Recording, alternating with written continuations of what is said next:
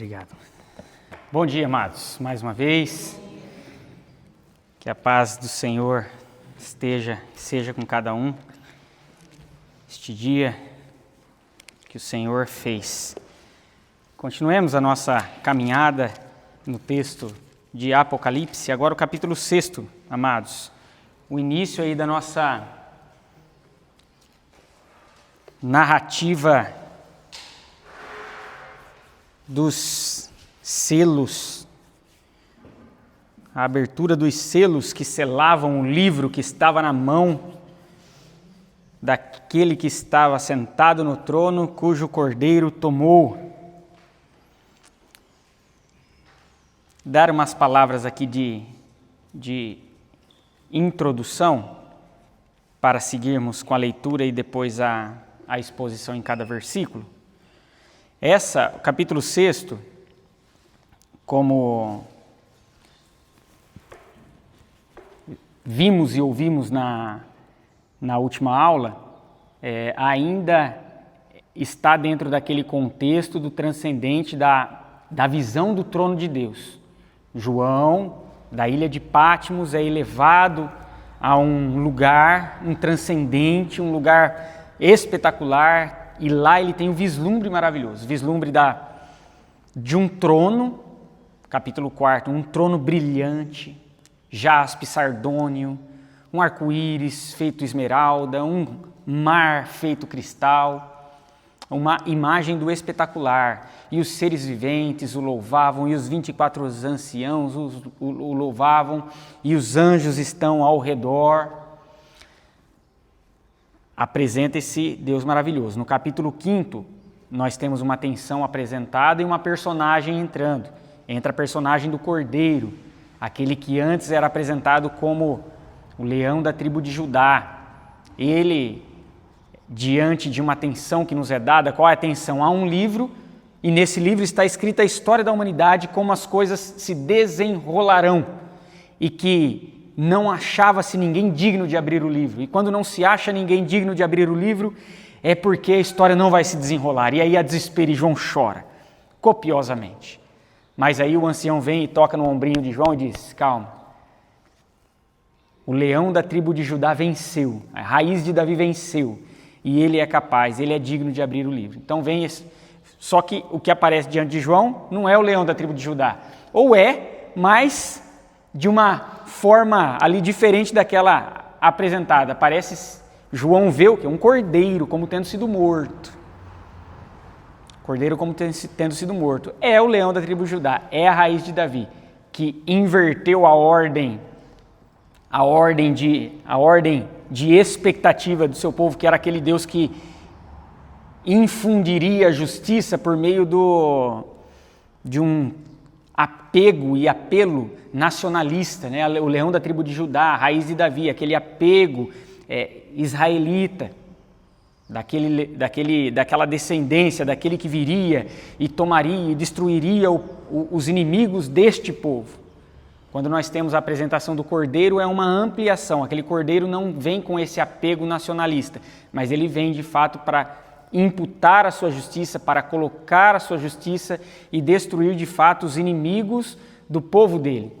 A realidade do mal, a realidade da Babilônia, aqui em Apocalipse. A Babilônia é a representação do mal, o dragão, as bestas, representações do mal.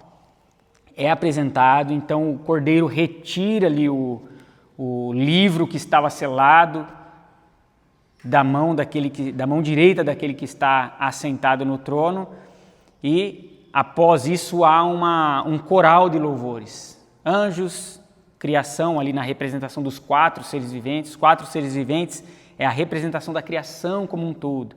E os 24 anciãos representando ali o povo do Antigo Testamento, o povo do Novo Testamento, a humanidade no decorrer da sua história. Todos estão louvando o Cordeiro. Finalzinho ali no versículo 13 diz: aquele que está sentado no trono e ao Cordeiro, seja o louvor e a honra e a glória e o domínio pelos séculos dos séculos. E os seres diziam amém, e os anciãos eram jogados num prostrar-se e adorar. Agora, portanto, há um livro. Esse livro vai ser aberto. Os selos, 7 selos, é aquilo que traz confiabilidade àquilo que está escrito. Inviolabilidade. O que nós veremos agora é a abertura dos selos, não é propriamente, no sentido mais detalhista, o conteúdo do que está escrito, mas é a retirada dos selos. Obviamente que isso vai corroborar com aquilo que está no conteúdo e nós vamos compreender. Por quê? Porque nós teremos uma sequência de 7 eventos por 3 vezes repetidas. Quais são esses 7 eventos? Os 7 selos, as 7 trombetas e as 7 taças, que são os que carregam ali os flagelos de Deus. 3. Lembram-se do que significa o número 3 em Apocalipse? Linguagem apocalíptica? Absoluto. Lembram-se do louvor àquele que está sentado no trono? Santo, santo, santo. Ele é absolutamente santo. Então nós temos 3 vezes 7. O 7 significa o quê? Perfeição, completude, aquilo que está completo. Então é aquilo, os 7 selos, as 7 trombetas e as 7 taças com os 7 flagelos, é o absoluto completo de tudo que está na história e de tudo que vai acontecer. Não é, precisamos ter essa compreensão, como eu coloquei aí na nossa introdução, não é uma narrativa cronológica. Uma literatura apocalíptica não se preocupa com a cronologia. Ela não está narrando os fatos na sequência em que eles acontecerão. Não é essa a intenção da literatura apocalíptica. Outra coisa, não são nem literais.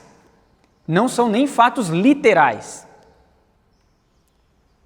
Quando fala de estrelas caindo e tudo mais, a gente não vai ficar procurando. Veio um cometa lá, tá? Agora surgiu aí a informação do 3 Atlas. O Apocalipse está chegando. Apocalipse não serve para adivinhações e para predições. Qual foi a palavra que eu usei aqui?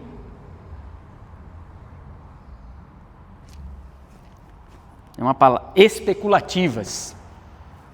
Apocalipse não é para a gente ficar especulando a respeito do que aconteceu, do que está acontecendo ou do que vai acontecer no sentido de literalmente eventos. Guerra em tal lugar, agora chegou. Fome em tal lugar, agora chegou. Não é. Nós perceberemos que todas as coisas que estão descritas aqui, 7 selos, 7 trombetas e 7 taças, serão repetidos esses eventos. Aquilo que está sendo dito aqui nos 7 selos vai ser repetido nas 7 trombetas, que será repetido nas 7 taças. Qual é a diferença entre esses três grandes eventos? É que à medida em que se repete, aumenta-se alguma coisa. Coloca-se algo ali, alguma outra narrativa, porque essa inclusive era uma forma de memorização das narrativas. Então, por exemplo, quando a gente vai contar a história para a criança lá, Malu, aí a gente vai contar a história da criação. Aí a gente fica uma semana falando, e Deus criou os céus e a terra. Céus e terra, céus e terra, céus e terra. E na outra semana, Deus criou os céus e terra e fez os bichinhos. E na outra semana, Deus criou os céus e terra e fez os bichinhos e fez os homens. Sempre vai acrescentando, porque isso é um trabalho de memorização. Então isso faz parte da característica literária, da intenção literária dos escritores. Então, aqui nos primeiros 7 selos, nós temos uma visão mais ampla, mais abrangente, mais genérica dos eventos. Então, os eventos descritos, eles estão descritos não de maneira tão detalhada, mas mais abrangente, mais ampla. Quando nós vamos para as 7 trombetas, há um nível de detalhe maior sobre os mesmos eventos, contudo ainda parcial. Você vai perceber lá, e tantos por cento, 1/4 parte da terra foi destruída, 1/4 ainda é restrito, é parcial, mas já os mesmos eventos repetidos com ali acréscimos de tanto eventos quanto de informações. Só um segundinho, Ruth, deixa eu só fechar aqui as 7 taças. Quando nós vamos para as 7 taças, ali é a completude dos eventos que acontecerão, que estão acontecendo, que estão sendo narrados. Se torna agora, não apenas em parte, mas completo na sua totalidade. Pode falar, Ruth. Não. Pode se referir a eventos futuros, presentes e passados. Toda a história da humanidade está aqui, a história do mundo está aqui. E quando a gente olha para o futuro, a história do mundo ainda vai acontecer também, não vai? A história do mundo aconteceu, acontece e está acontecendo. Acontecerá. Então, sim, refere-se também ao futuro, mas não como modo da gente ficar esperando algo acontecer para a gente falar, agora está se cumprindo aqui o Apocalipse. Não. De fato, não. Uma vez que nós perceberemos que os fins dos tempos já começaram. O princípio das dores já começou. Esse capítulo mostra para a gente isso. Mas não é. Não é para ficar. Até porque a Bíblia, de forma abundante, diz que não há como calcular o final dos tempos. Não dá para saber. Se os eventos aqui são literais e por meio dele nós podemos saber quando o fim está chegando, não faz sentido com o que nós temos de Cristo falando, inclusive que ele, enquanto homem na terra, não sabia quando seria o tempo do fim. Mateus 24 vai dizer que o tempo do fim é percebido por uma outra forma. De que forma que o tempo do fim pode ser percebido? Pregação do Evangelho. Finalzinho do sermão escatológico de Jesus em Mateus 24. Oi.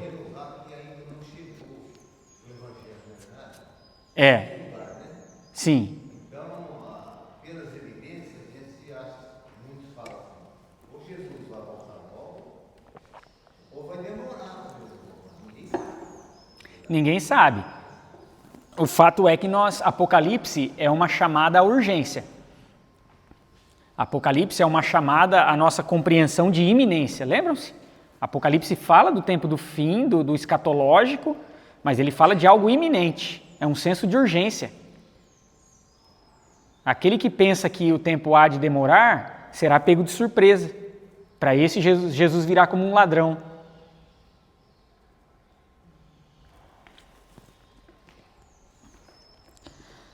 Não são eventos literais, não são eventos cronológicos, não devemos nos apegar a eles como pontos para que façamos adivinhações ou predições especulativas.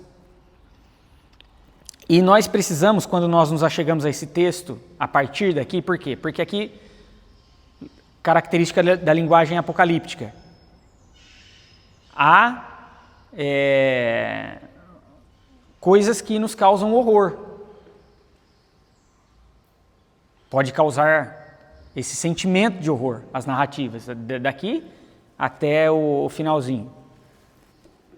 E aí 2 sentimentos nós devemos nos livrar para nos achegarmos a textos como estes, né? A partir daqui. Do medo, esse é o primeiro, a gente precisa se afastar do medo, já disse. Tenho repetido durante a nossa caminhada, não precisamos ter medo do livro de Apocalipse. Por quê? Porque Apocalipse é uma literatura de esperança. Por que há, então, eventos de horror? Porque faz parte de um mundo, da consequência de um mundo que está imerso na corrupção, no pecado. E o pecado é destruído de maneira a expressar o juízo de Deus.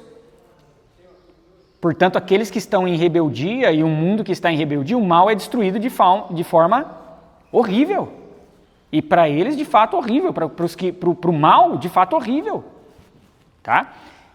Logo, aqueles que estão em Cristo se livrem do sentimento do medo, uma vez que, por mais que os cristãos enfrentarão as tribulações, experimentarão das tribulações, como já vem experimentando, e continuaremos a experimentar de tribulações, uns mais, outros menos, enfim. O final é a vitória do Cordeiro. O Cordeiro já venceu. O leão da tribo de Judá já venceu. Armagedon, a batalha no Armagedon, lá no capítulo 16, eu disse que é a rubrica que atesta ali a vitória, que já aconteceu. Já foi consumado. Primeiro sentimento que a gente deve se livrar do medo ao nos achegarmos a textos como esses, porque no final das contas ele revela esperança. Esperança. O sexto selo ali aberto fala-se a respeito da volta do Senhor. Outro sentimento que nós devemos nos livrar, o sentimento de uma alegria vingativa, porque podemos pensar assim: então esse horror ele vai condenar e vai trazer a destruição ali para os ímpios e para aqueles que se rebelaram. E aí muitos podem ser tomados de uma alegria vingativa, de um deleite vingativo pela destruição daqueles que estão se rebelando contra o Senhor. Não é um sentimento que deve tomar conta do nosso coração. Essa semana eu enviei lá no nosso grupo da igreja algumas instruções pastorais a respeito de como nós devemos nos portar diante dessa guerra que estamos vendo lá no Rio de Janeiro, que vimos essa semana, que se passou no Rio de Janeiro. E há tanto a expressão de alívio pela situação, o alívio e a celebração de alegria, meus irmãos, é pela situação onde a gente percebe que uma grande imposição de violência, de mal e de medo, pelo menos por breve tempo, foi ali parcialmente aplacado. Alívio pelas famílias que estão sofrendo, alívio pelas famílias que estavam sendo vítimas, estavam sendo sequestradas por todo aquele mal e aquele terror infundido por aqueles que escolheram o caminho da criminalidade. Por outro lado, essa celebração não se torna numa alegria e num deleite vingativo. A gente não celebra a morte de ninguém, nem dos criminosos, meus irmãos. A gente lamenta porque, como Deus diz por meio do profeta Ezequiel, por algumas vezes, quando o povo de Israel se rebela, Deus diz assim: eu não me alegro na morte do perverso, antes que ele se arrependa e tenha os seus caminhos transformados. Mas na sequência ele diz: mas o que há de esperar para aquele que segue nesse caminho? A consequência daquele que está na rebeldia é certamente a morte, né? Então, quando nós olhamos, por exemplo, para Romanos capítulo 13, onde Deus permite que o Estado use da espada para corrigir abusos e situações que trazem terror e destruição. Só um segundinho, Renan, só um segundinho, meu irmão. Só para eu não perder o raciocínio aqui. Então, Deus permite que o Estado faça isso, como também um ato de disciplina. Deus disciplina o seu povo por meio disso. Lembra-se que Deus no Antigo Testamento usou a Babilônia para corrigir o povo de Israel? Para trazer disciplina? Por causa da consequência da rebeldia daquele povo. Então, ao mesmo tempo que nós podemos sim sentir um alívio, e esse alívio não residir no pecado, desde que ele não se torne um deleite vingativo, mas também a gente lamenta. A gente lamenta especialmente pelos policiais que estão sendo colocados nas trincheiras, na linha de frente disso. E estão perdendo sua vida, perderam famílias, aí não tem mais os seus pais voltando, abrindo as portas mais uma vez para entrar em casa, seus filhos estão ficando sem pais, esposas sem maridos, pais sem filhos. A gente lamenta, uma situação triste. Lamenta por aqueles que ainda colocarão as suas vidas em risco, ainda nesse confronto. Por conta dessa realidade corrompida na qual nós vivemos.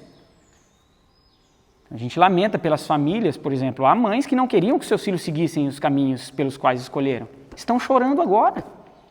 Como que a gente vai se alegrar na morte de alguém. A gente não se alegra nem com a morte do ímpio, meus amados irmãos. Porque celebrar a morte de um ímpio nesse deleite vingativo é celebrar a vitória do pecado sobre a vida dele. A gente não celebra a vitória do pecado. A gente celebra a vitória da graça.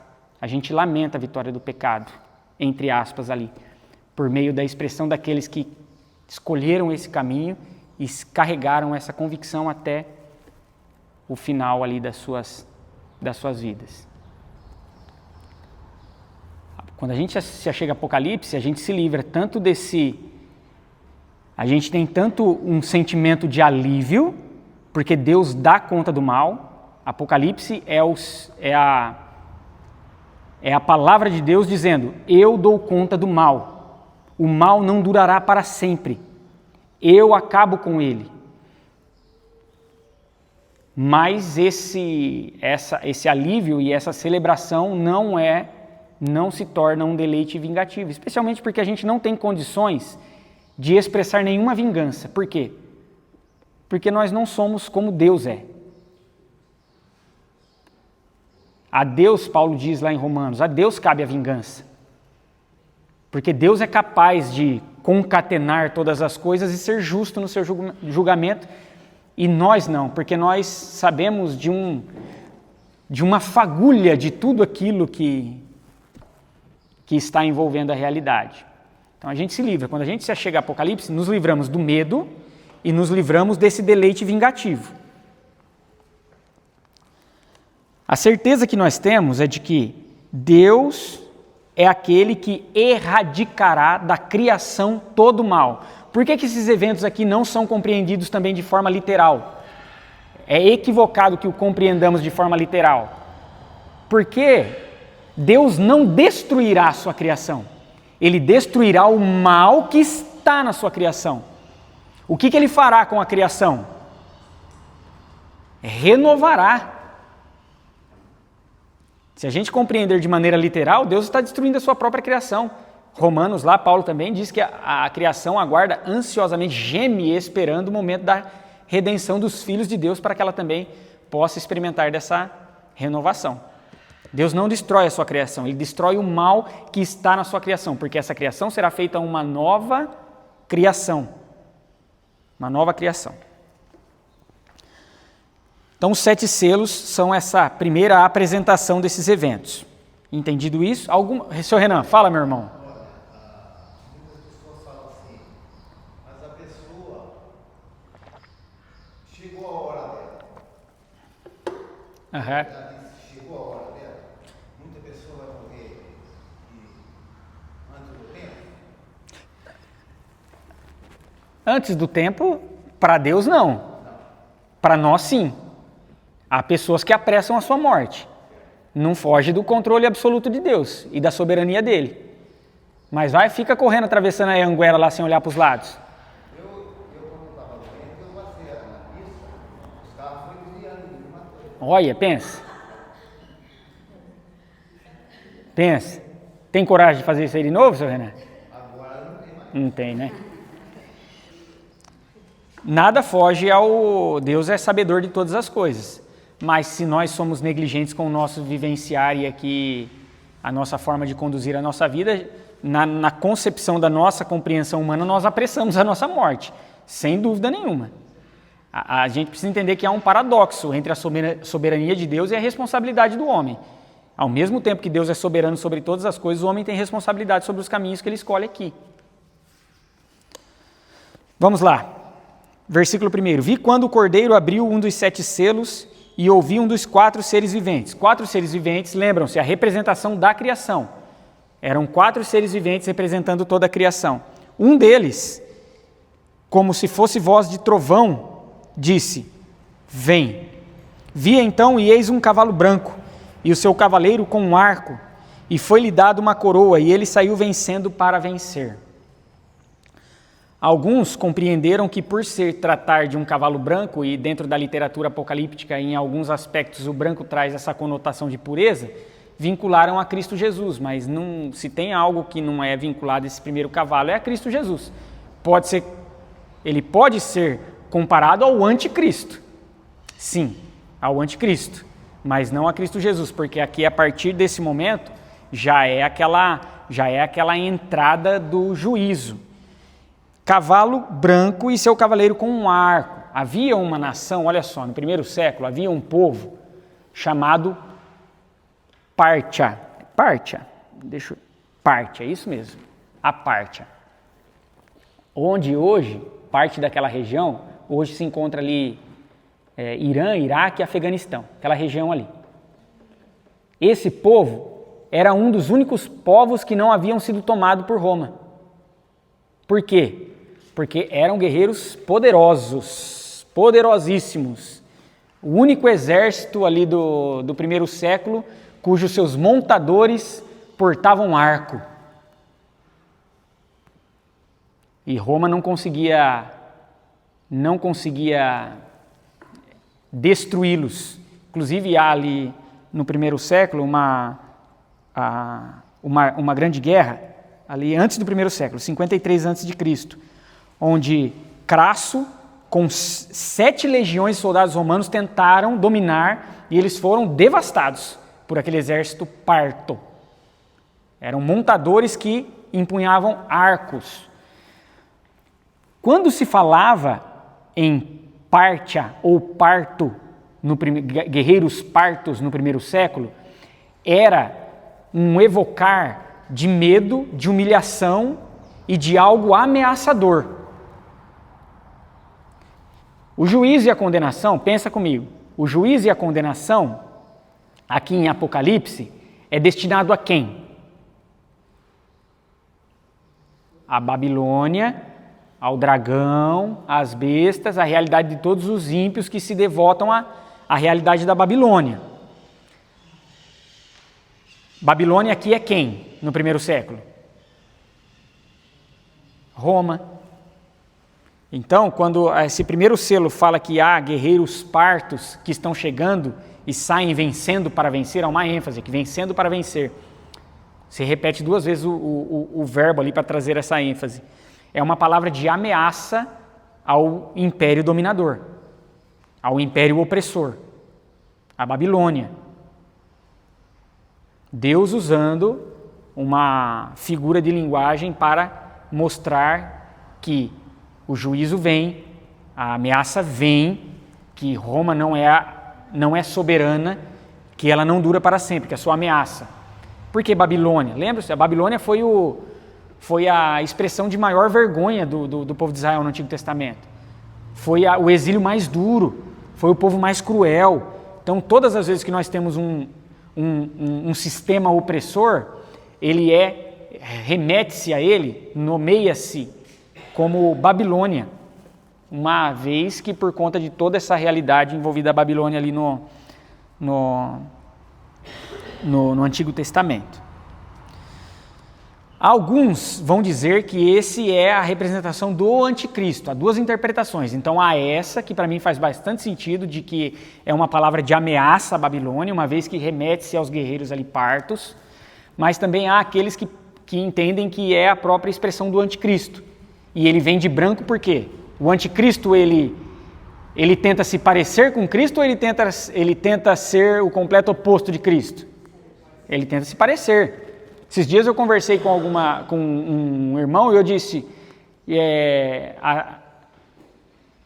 Satanás, ele nunca nos tenta de maneira a mostrar e explicitar o mal. Ele tenta mostrar o mal de uma forma boa para nós. Ele se apresenta com aparência de bem. Promete nos dar prazer, alegria, contentamento, você nasceu para ser feliz, se apresenta com a aparência do bem. Então, o anticristo, é por isso que o número do anticristo é 666, o absoluto do engano, uma vez que ele não é 7. O 7 é o número da perfeição, o 6 tenta ser 7, mas não é, ou seja, ele é imperfeito dentro da numerologia apocalíptica. E quando ele é repetido 3 vezes, o absoluto da imperfeição. Mas tenta ser como 7. Tenta se apresentar como 7. Então há esses dois olhares. Há aqueles que olham esse cavaleiro como sendo aquela expressão do anticristo que sai vencendo para vencer, e ele se apresenta como vencedor. Nós veremos que uma besta lá depois, no decorrer da nossa caminhada, ela ressuscita. E todos falam, quem é como ela? Tudo bem até aqui?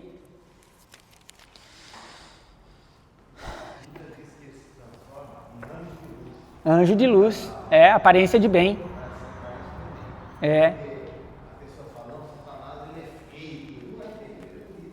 Eu nunca vi ele não. Se você está falando que ele é bonito,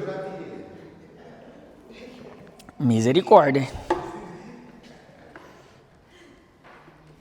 Mas é verdade, ele se apresenta como bem, né? Se apresenta como anjo de luz, é verdade, senhor Renan. Então o primeiro selo é aberto, é retirado. Já é uma palavra de ameaça à realidade na qual se está vivendo. E lembram-se, é uma realidade que vai acometer o mundo. Embora a condenação vai se chegar no final das contas aos rebeldes, mas no mundo estão todas as pessoas. Os rebeldes e os que se prostram diante do Cordeiro. Eles não serão retirados dessa esfera para que o sofrimento aconteça. Estão aqui, estamos aqui. O sofrimento também nos acomete, não tem jeito. O mal será erradicado e nós precisamos nos lembrar que ainda há resquícios do mal em nós. E haverá até que Cristo nos transforme por completo. Mas isso não é para sempre. Há um tempo para o mal. E o tempo dele já está contado. Segundo selo. Quando abriu o segundo selo, versículo 3º e 4º. Quando abriu o segundo selo, ouviu o segundo ser vivente, dizendo, vem. E saiu outro cavalo, um cavalo vermelho, e ao seu cavaleiro foi-lhe dado tirar a paz da terra, para que os homens se matassem uns aos outros, e também foi-lhe dada uma grande espada. Espada é sinal de guerra. O que significa esse segundo selo? Qual é a realidade que está sendo colocada aqui? De guerra. Homens matando-se uns aos outros. Esse segundo selo, eu coloquei aí, ele faz link ao que nós temos ali em Mateus capítulo 24.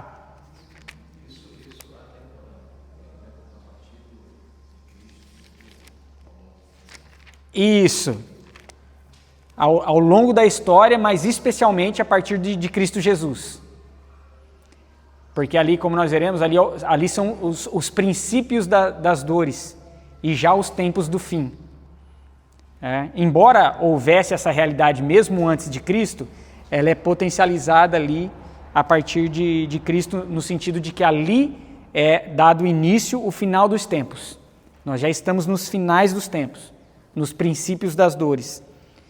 Mateus capítulo 24, que chamam de o sermão escatológico de Jesus, no versículo 6º e 8º, diz assim, e certamente ouvireis falar de guerras e rumores de guerras. Vede, não vos assusteis, porque é necessário assim acontecer, mas ainda não é o fim. Ainda não é o fim. Ou seja, não são as guerras que trarão a certeza para nós que o fim está chegando. O fim já foi dado o start no fim, no sentido de fins dos tempos. Já foi dado o start. Não há como, por meio desse olhar, está tendo guerra no Israel contra o terrorismo do Hamas. Está tendo guerra da Ucrânia contra a Rússia. Está tendo guerras civis, Nigéria, Sudão, Brasil. Agora chegou o fim. Não.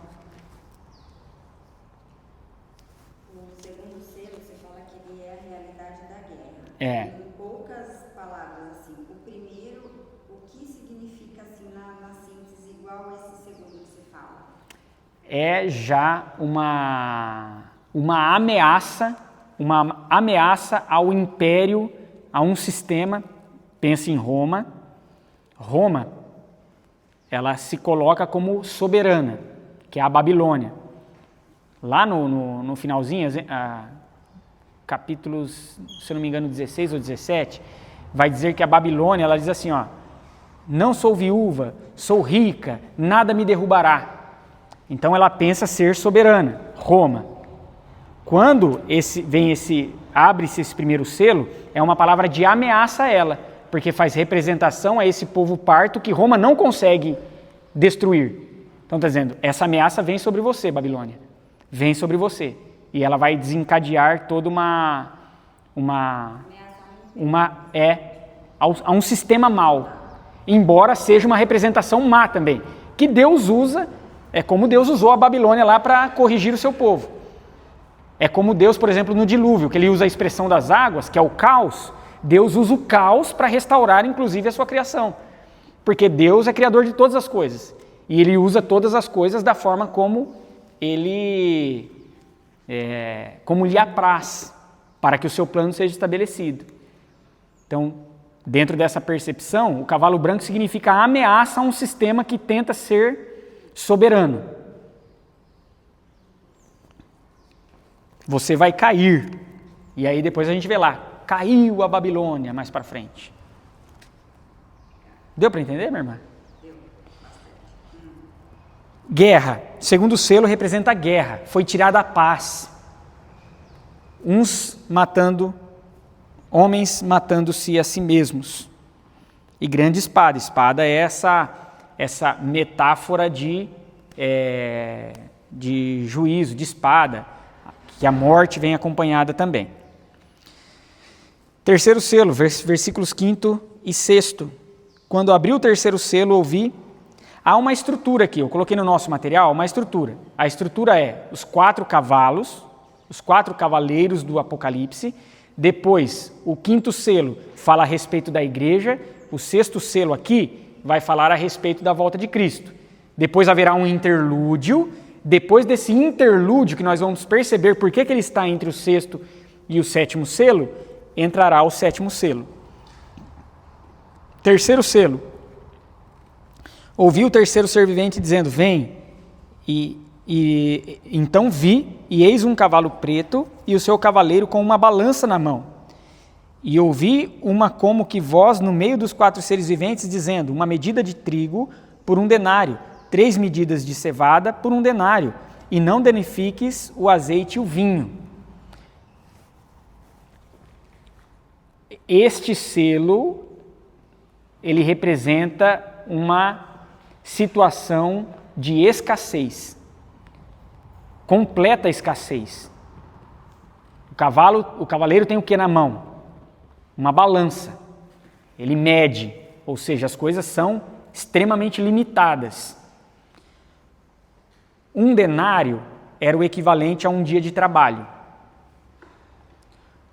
Uma medida de trigo era o equivalente à nutrição de uma pessoa no dia. O que nós entendemos e retiramos daí? Que com 1 denário você compra uma medida de trigo. Um dia inteiro de trabalho, você alimenta uma vez. Uma pessoa. Uma pessoa. Você trabalha o dia todo apenas para fazer para comer. Escassez. 3 medidas de cevada. Cevada era um alimento mais viável, do pobre. 3 medidas de cevada alimentariam uma família durante um dia. Ou seja, um dia de trabalho, você, dentro do alimento mais barato, você consegue alimentar a sua família. Você faz para comer, pura e simplesmente. Trabalha, come, trabalha, come, trabalha, come, trabalha, come, trabalha, come, não faz mais nada. Escassez. E aqui, quando nós olhamos ali, não danifiques o azeite e o vinho, também há 2 olhares que nós temos a respeito desse azeite e desse vinho.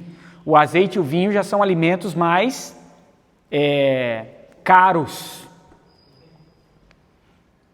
Ou seja, não danifiques o azeite e o vinho. Ou seja, o que vocês ganham não vai servir para ter 1 gota de azeite e 1 gota de vinho. Não vai nem danificar os odres dos vinhos, os potes do azeite. Não vai. Um olhar é esse, faz muito sentido. O outro olhar é que não danifiques o azeite e o vinho, ou seja, Os oprimidos não terão acesso a isso, uma vez que isso é um alimento apenas dos poderosos, apenas dos opressores, ou seja, é uma potencialização da desigualdade. Apenas uns poucos. Lembra um pouco o contexto do mundo, onde a riqueza está acumulada em quantos por cento? 2% da humanidade a riqueza está acumulada?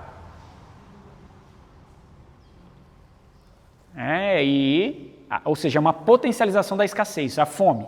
Fome. Guerra, fome. Lembra o sermão escatológico de Cristo Jesus? Aqui o terceiro e o segundo selo, o terceiro selo e o quarto selo fazem referências ali ao que nós temos em Mateus capítulo 24, que nós lemos. Guerras, fomes, guerras, rumores de guerras, fome.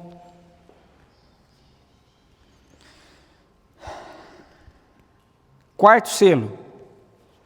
Quando o cordeiro abriu o quarto selo, ouvi a voz do quarto ser vivente dizendo: vem, e olhei e eis um cavalo amarelo e seu cavaleiro, sendo este chamado Morte, e o inferno estava seguindo, e foi-lhes dada autoridade sobre a quarta parte da terra para matar a espada pela fome com mortandade por meio das feras da terra. Os estudiosos vão dizer aqui que esse quarto selo é uma síntese dos dois anteriores que nós temos, dos três anteriores que nós temos. O segundo selo fala a respeito de guerra, morte pela espada. O terceiro selo fala a respeito da fome, ou seja,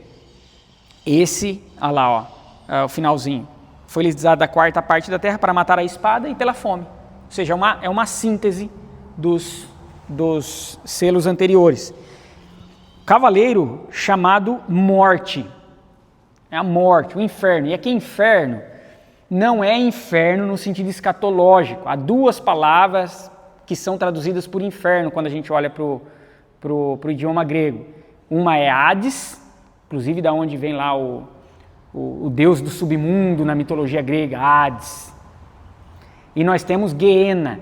Geena é quando se refere ao castigo final, ao inferno escatológico, aos que se rebelaram contra o Senhor, o lugar de destino deles. Não é essa palavra aqui. Aqui é a palavra Hades. Hades significa sepultura, mansão dos mortos.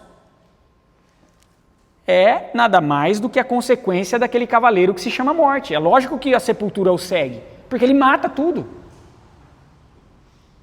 Ele mata. Então aqui não é inferno, aqui é o lugar dos mortos, onde passam ímpios e passam santos.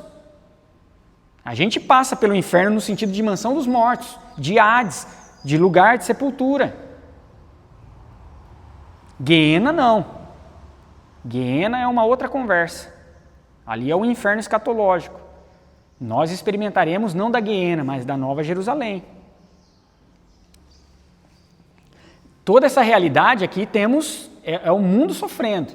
Embora isso seja uma erradicação do mal, os cristãos estão aqui no meio também. E passam por isso.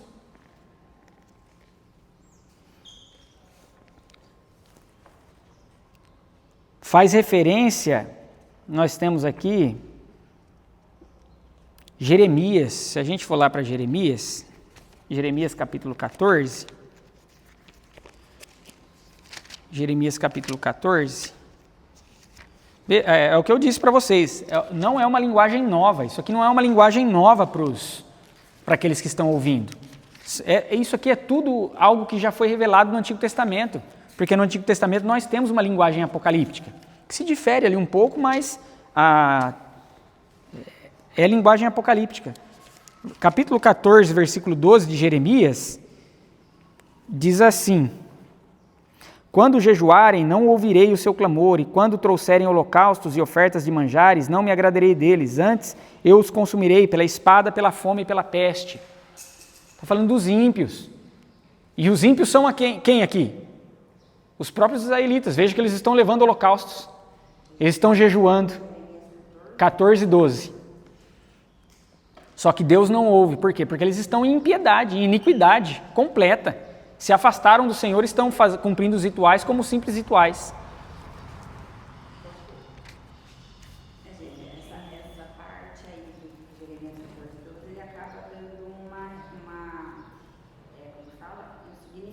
contrato desse quarto selo. Sim, sim. Um É. desse quarto selo. É. O segundo, o terceiro, é o quarto tem que amar. Isso. E aí é algo conhecido. Então, aqueles que estão tendo contato com esse texto, com essa narrativa sendo dita, para eles não é estranho, porque eles têm na cabeça já o que Jeremias disse lá. Então, para eles é... Fala, Mateus. Que é 15, 2 e 3. Isso mesmo. Quando te perguntarem, para onde iremos? Dir-lhe-ás, assim diz o Senhor, o que é para a morte, para a morte, o que é para a espada, o que é para a fome, para a fome, o que é para cativeiro, cativeiro. Porque os punirei com 4 sortes de castigos, diz o Senhor, com espada para matar, com cães para os arrastarem, com aves dos céus e as feras do campo para os devorarem e destruírem. É disciplina. Olha só, Apocalipse, essas 3 séries de 7, 3 eventos, selos, trombetas e taças, de 7 selos, 7 trombetas, 7 taças, que são os 7 flagelos,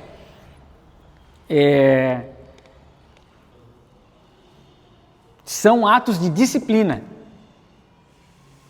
Não é a condenação final. São atos de disciplina, para que vejam e se arrependam. A gente vai ver isso mais à frente. Há uns que se arrependem, há outros que não, dos que são devotos à Babilônia. Ou seja, é uma palavra que vem para derramar misericórdia, mas não é contraditório misericórdia com destruição? Não, porque Deus é santo, justo, bom, ele não se divide para agir. Deus não vai dizer, vou deixar minha justiça de lado aqui e vou alcançar, não. Por que Cristo precisou morrer?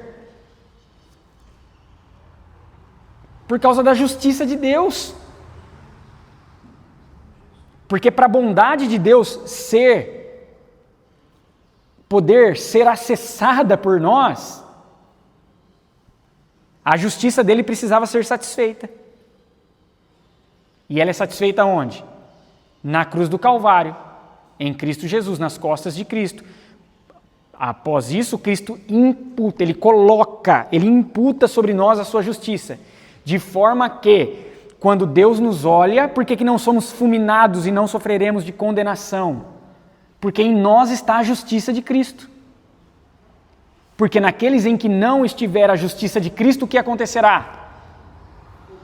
Fogo consumidor. Porque a bondade não se desvincula da justiça. A santidade não se desvincula da ira. Porque Deus é um ser integral, onde todos os seus atributos estão ali, unidos a Ele.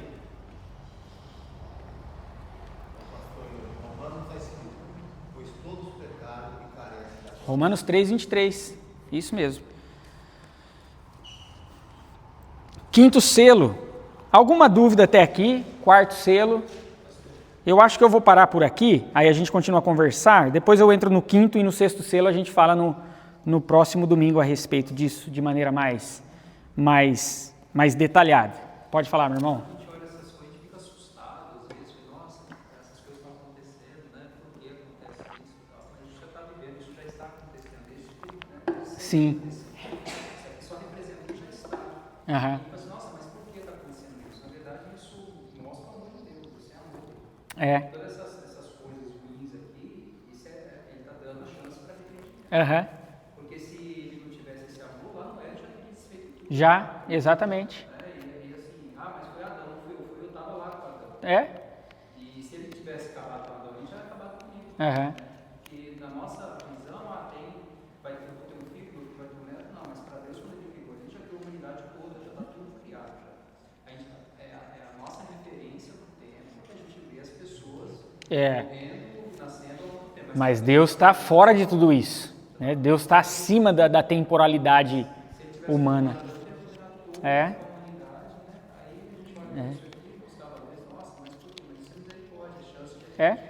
É misericórdia por quê? Porque ele está purificando.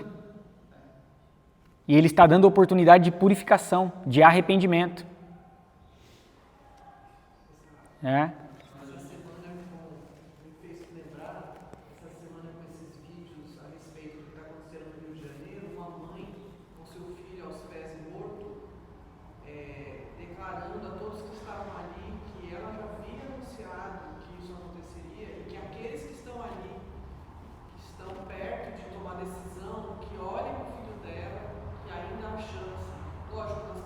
Mas, em resumo, eu consegui fazer essa questão da analogia com a misericórdia. Sim. É uma cena horrível, de deplorada, seu filho morto aos seus pés, mas essa mãe, ela tinha um olhar, ela não falou, né? E a gente vê o ímpeto de misericórdia, como Jeremias, como... Não tenha dúvida que é Deus falando, é o Espírito Santo falando por meio da boca daquela mulher, para que haja arrependimento. Deus não se alegra na morte do perverso, antes que ele se arrependa. Para nós é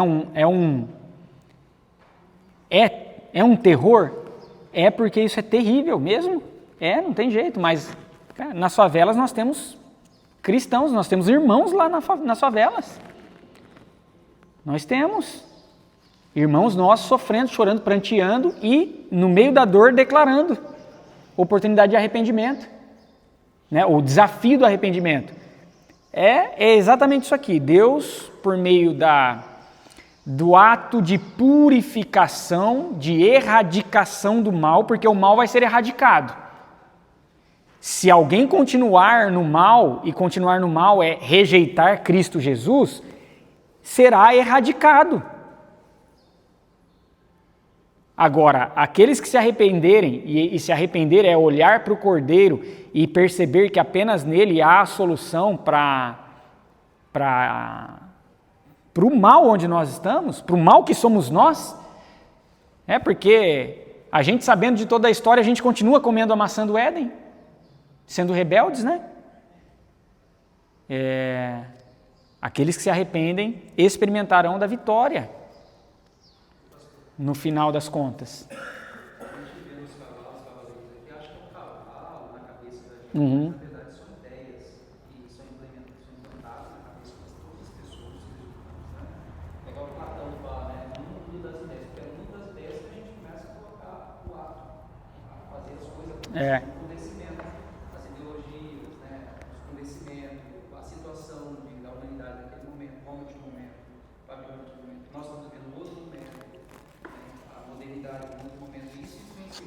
Nós somos produtos, todos nós, os nossos pensamentos, a forma de pensar é produto de toda a história da humanidade. Nós português, porque alguém veio aqui e colonizou, então, e senão nós poderíamos falar no inglês, mas nós somos produto de tudo isso. Então, tudo que nós pensamos e agimos, e as decisões que nós tomamos, é em cima daquilo que nós aprendemos, da cosmovisão que a gente a gente carrega ela. Vem as ideologias, vem o diabo, vem as situações e coloca essas ideias na nossa cabeça e a gente acaba tomando essas decisões. E quando esse negócio de fome, de poderosos, isso tudo são ideias implementadas que vem soprando, vem trazendo e é convencido o ser humano a fazer. Depois tem que tomar cuidado com o que a gente se alimenta. Sim. Porque nisso que a gente se alimenta são as decisões. Isso. Eu falei ontem aqui com os jovens, né? Eu trouxe exatamente uma palavra dessa. O nosso cérebro, ele está sempre em formação. Sempre. Os especialistas ali em neurociência me ajudem aí. Nós temos a neuroplasticidade. O cérebro está sempre em formação. O que nós consumimos está formando o nosso cérebro, formatando ele. O que nós estamos consumindo? Aí fica essa pergunta para nós. De fato, aqui os 4 cavalos e cavaleiros, eles são representações de uma catástrofe, não são literais, não é um cavalo, não são ali os anjos do Apocalipse, né, no cavalo, mas são concepções e todo um castigo, uma disciplina, um castigo no sentido de disciplina, sendo mostrado, evidenciado para que haja purificação. Para que haja purificação. E os cristãos estão no meio disso. A gente vai ver aqui no 5º selo, no próximo domingo, que é o clamor dos que foram mortos pelo Evangelho, foram mortos pelo Evangelho. Eles estão nessa realidade e Cristo diz que para eles aguardarem, porque ainda há de ter mais pessoas ajuntadas a ele. Mas isso a gente deixa para o próximo domingo. Eu vou encerrar aqui a gravação, mas a gente pode continuar conversando aí a respeito disso.